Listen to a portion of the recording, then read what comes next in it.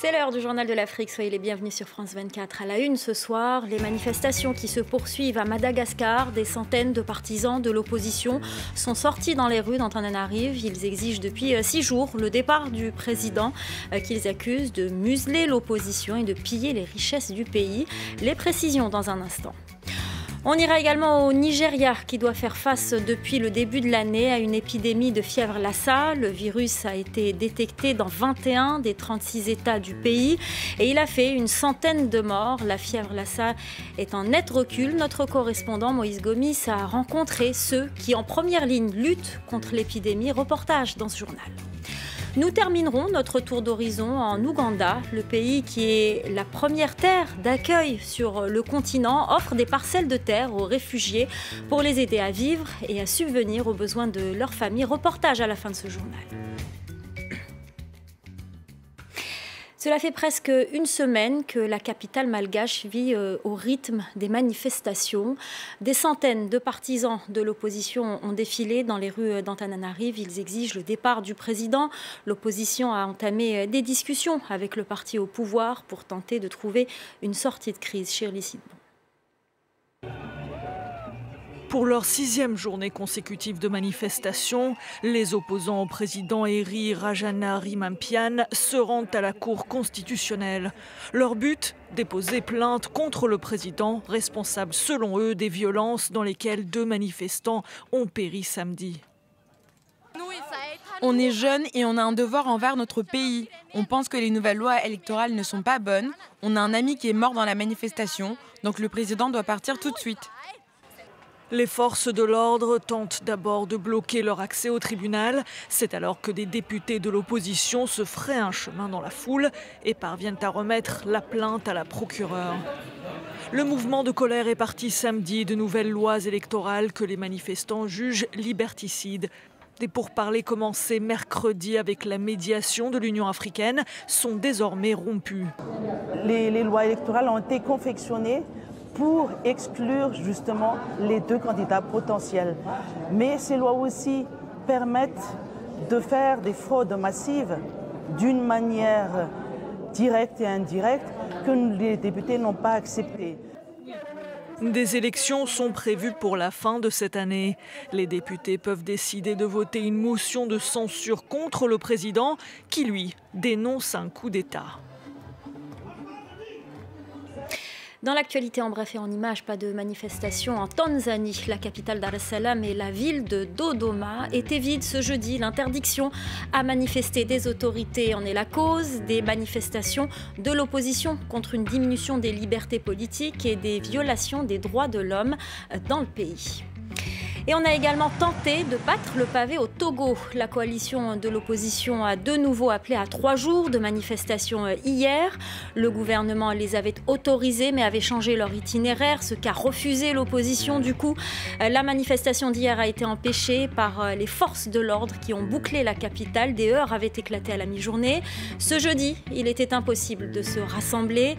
Les manifestations ont été aussitôt dispersées par un impressionnant dispositif de sécurité. Impossible également de filmer pour nos équipes sur place. Et puis toujours au Togo, alerte à la grippe aviaire. Le ministère de l'Agriculture a annoncé l'apparition du virus H5N1 dans un village, dans la préfecture, dans des lacs au sud-est du pays, à 30 km de la capitale Lomé. Des dispositions ont déjà été prises, dont l'abattage de près de 4000 volailles. Et au Nigeria, c'est la fièvre Lassa qui a donné du fil à retordre aux autorités sanitaires. Le pays doit faire face depuis le début de l'année à une épidémie importante. Le virus a fait une centaine de morts sur un peu plus de 400 cas confirmés. Aujourd'hui, la fièvre Lassa est en net recul grâce aux efforts des scientifiques et des médecins. Reportage de Moïse Gomis. Dans cette clinique de Lagos, le docteur Amo Sezoun est en constante alerte.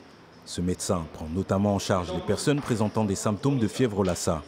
Ces dernières semaines, ce virus hémorragique n'a pas frappé la mégapole. Pourtant, Lagos reste un des 10 États du Nigeria où la surveillance reste renforcée. Même si maintenant Lassa est absente de Lagos, nous sommes toujours très actifs, car Lagos est une ville reliée à tout le Nigeria. À cause des mouvements des populations, vous savez, potentiellement une personne atteinte de ce virus peut venir à Lagos en provenance de n'importe quelle zone touchée par Lassa. Donc nous sommes sur nos gardes. Au Centre national de contrôle des épidémies, les équipes s'activent pour contenir une crise historique de fièvre Lassa. Cette épidémie concerne 21 États sur les 36 de la fédération. Toute la coordination pour stopper l'épidémie se fait en temps réel depuis Abuja, à partir de cette unité des opérations d'urgence. Au départ, nous nous sommes assurés de gérer les cas et d'arrêter la propagation. Maintenant que les chiffres sont en baisse, nous intervenons autrement, en faisant plus de sensibilisation, en vérifiant si le virus est présent dans certaines régions, et aussi en nous préparant à plus de travaux de recherche. À Lagos, au centre hospitalier universitaire, 3 laboratoires sont agréés pour la recherche contre les virus. Ici, les épidémiologistes sont actifs depuis plus de 20 ans.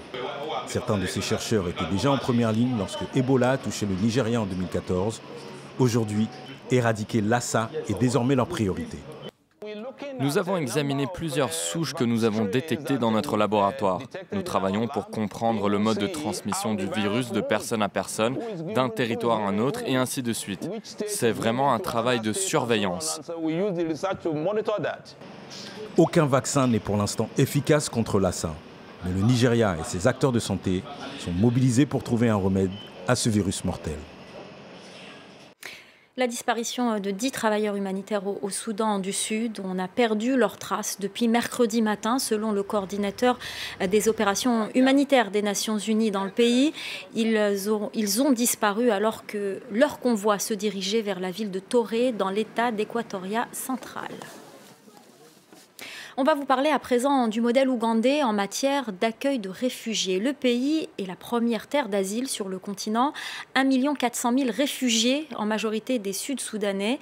Les autorités ont décidé d'offrir à ces personnes une petite parcelle de terre pour subvenir à leurs besoins. Une initiative certes saluée, mais parfois source de tension. Reportage de Marc de Chalvron.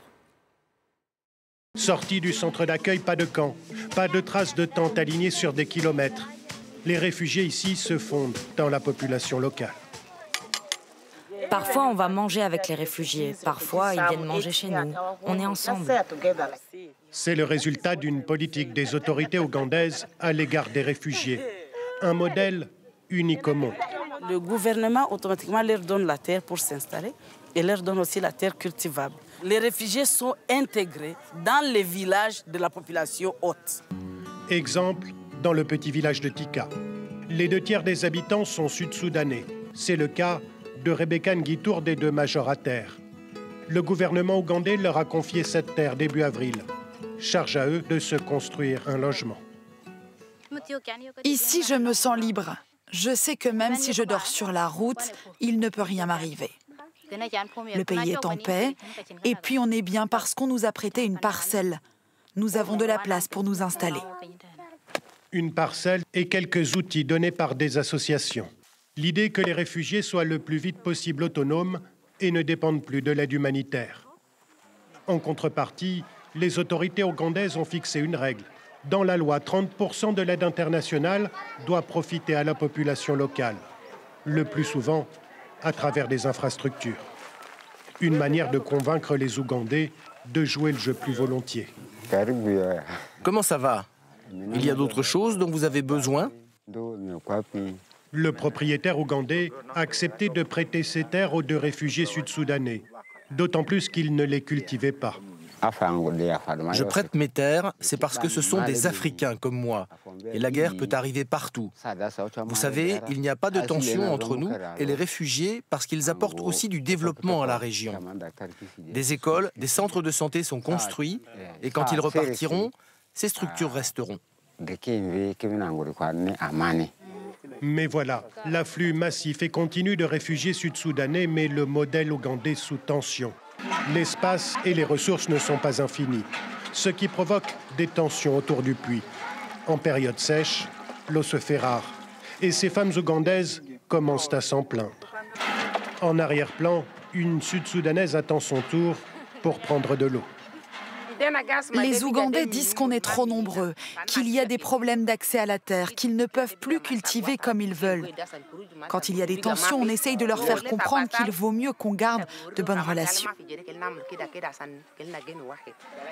En 2017, l'ONU estimait les besoins en aide humanitaire pour l'Ouganda à 550 millions d'euros. Moins de 200 millions ont été attribués. Au cœur même de Paris, dans le 18e arrondissement, la communauté de l'Afrique de l'Est est de plus en plus importante. Les Soudanais sont les plus présents.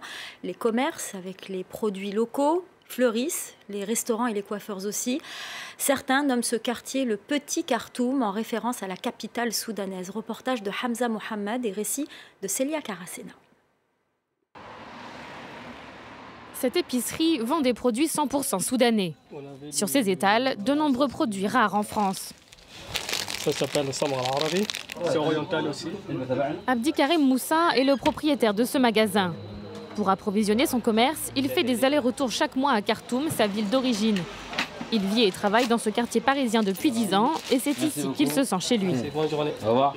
Partage des moments ensemble, des familles, ils racontent ensemble. Donc voilà quoi, c'est pour ça que souvent, même quand ils sont partis très loin, à Paris, chacun raconte son histoire. Cette rue a vu fleurir toutes sortes de commerces tenus par des Soudanais. Elle est aussi devenue un point de rendez-vous des migrants. Tous ne sont pas en situation régulière et refusent d'être filmés. Moussine a déposé une demande d'asile et attend la réponse. Selon lui, la solidarité et l'entraide sont essentielles au sein de la communauté. Tous les Soudanais sont des frères. Rien ne peut nous différencier. Ici en Europe, nous ne sommes qu'une seule famille. On estime à plus de 30 000 le nombre de Soudanais vivant en France. La moitié d'entre eux a obtenu le droit d'asile. On quitte Little Soudan pour le Soudan, plus précisément pour Bajar Aouia, à environ 250 km au nord de Khartoum, la capitale. C'est là que se situe un site inscrit au patrimoine mondial de l'humanité par l'UNESCO. Des archéologues soudanais y ont rouvert la pyramide de Méroé et retiré des ossements entreposés il y a près d'un siècle pour procéder à de nouveaux examens, dont des tests ADN. La disparition en Côte d'Ivoire de Moïse Bonini, l'un des pionniers du football ivoirien. Il est décédé hier à l'âge de 93 ans à Grand Bassam dans le sud. Il a été le capitaine de la première sélection nationale de Côte d'Ivoire pour affronter le Sénégal lors d'un tournoi entre les colonies de l'AOF, Afrique occidentale française, en 1948. Écoutez ces réactions à Bassam recueillies par nos équipes sur place. Beaucoup regrettent que le champion n'ait pas été assez célébré de son vivant. C'est vraiment dommage que la fédération ait jamais parlé de lui. Franchement, ça m'a fait de la peine. Et là, c'est vraiment triste qu'il parte comme ça sans qu'on en parle. Très grand joueur, meneur d'hommes, un rassembleur. Parce qu'en ce moment, on a créé une équipe nationale africaine. Il fallait avoir un homme qui avait de la poigne pour gérer ces gens-là. La Côte d'Ivoire doit célébrer ce monsieur-là. C'est plus un grand joueur, un modèle de joueur. Discipliné, tout ça, c'est pas pour rien que le choix s'est porté sur lui en tant que capitaine. Donc quand un joueur meurt, il faut vraiment qu'on l'accompagne dignement et qu'on lui dise adieu dignement. C'est la fin du journal de l'Afrique. Restez avec nous dans quelques instants. La suite de Paris Direct avec Aude Le Christ.